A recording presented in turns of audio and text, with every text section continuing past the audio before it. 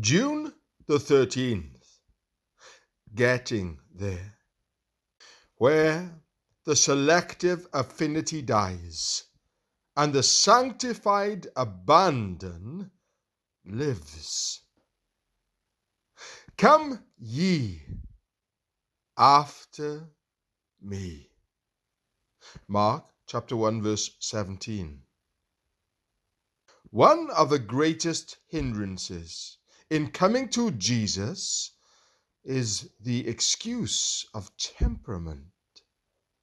We make our temperament and our natural affinities barriers to coming to Jesus. The first thing we realize when we come to Jesus is that he pays no attention whatever to our natural affinities. We have the notion that we can consecrate our gifts to God. You cannot consecrate what is not yours.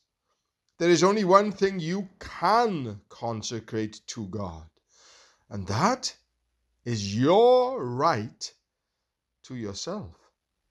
Romans chapter 12, verse 1.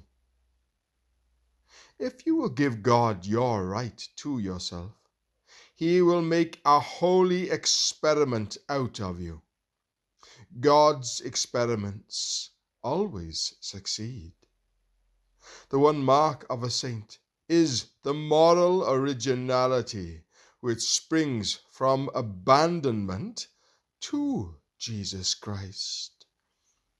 In the life of a saint, there is this amazing wellspring of original life all the time. The Spirit of God is a well of water springing up, perennially fresh. The saint realizes that it is God who engineers circumstances. Consequently, there is no whine, but a reckless abandon to Jesus. Never make a principle out of your experience. Let God be as original with other people as he is with you. If you abandon to Jesus and come when he says come, he will continue to say come through you. You will go out into life reproducing the echo of Christ's come.